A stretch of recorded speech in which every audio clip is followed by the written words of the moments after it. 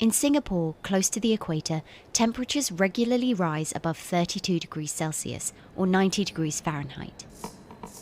And the city structures only make it worse.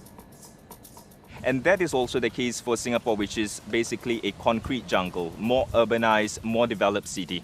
And even in Singapore, what you have is a situation whereby there's a temperature difference of 7 degrees Celsius between the more urbanized and the more rural areas. The government has taken drastic steps to keep temperatures down. This is Gardens by the Bay, an award-winning park. And inside this greenhouse is a pleasant 24 degrees. That's because the dome, along with 24 nearby towers full of thousands of people, is chilled by what's probably the world's largest underground district cooling system.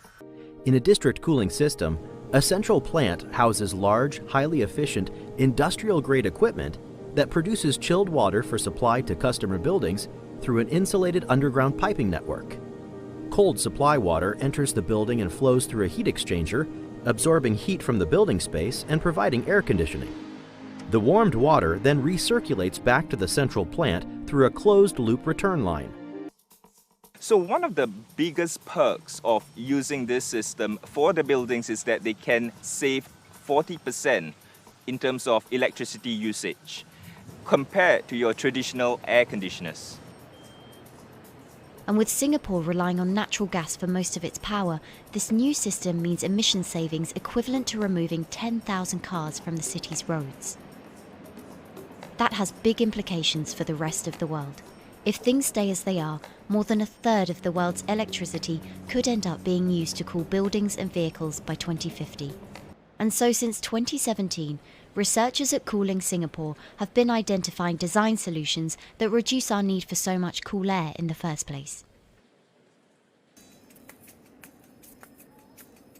Luckily, Singapore has been striving for the garden city feel for quite some time.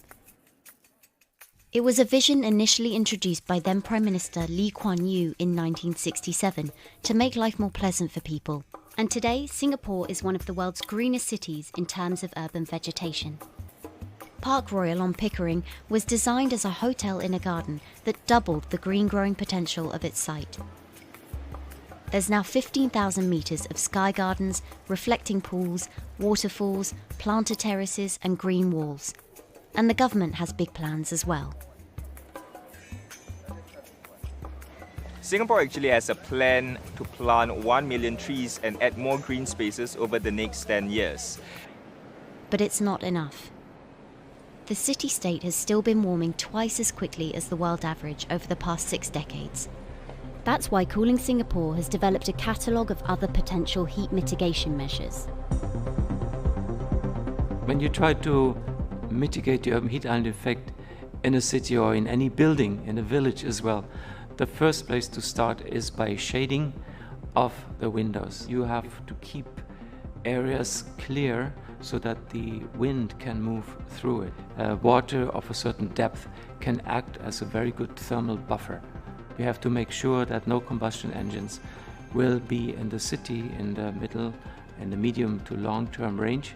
So ideally, the electricity production is outside of the city and you bring just the clean electricity into the city. And you can start to slowly convert the roofs, the facades of the city into production areas for renewable energy. In the long run, it could produce up to 20-25% of the energy, of the electricity needed in Singapore if all the roofs and the areas in the buildings, on the facades would be used to do that. With so many different ideas, Cooling Singapore is also designing a virtual model of the city to test them out. It's called a Digital Urban Climate Twin, or DUCT, that will calculate how each element of the city's design will impact the urban heat island effect.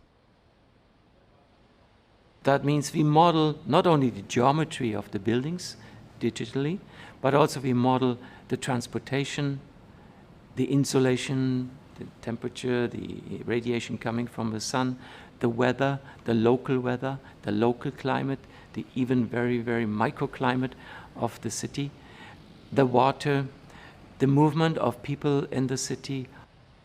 We can invent scenarios, we can design scenarios, test them before we actually build them, and if they test very well and we are sure that they will function, then we can start to build them and put them into reality.